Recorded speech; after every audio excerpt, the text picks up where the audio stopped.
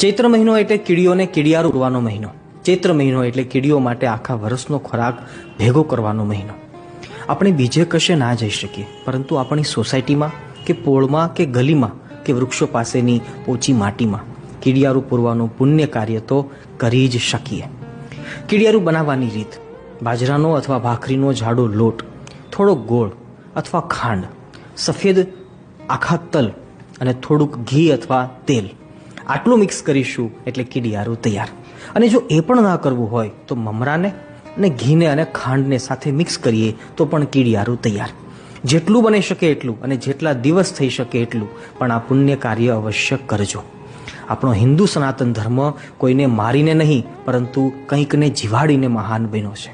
હા, સમજી શકીએ કે આપણે રોજ 1000 માણસને ખવડાવી ના શકીએ, પરંતુ કોઈ પણ 1000 જીવને ખવડાવવાની ક્ષમતા દરેક મનુષ્ય પાસે હોય છે.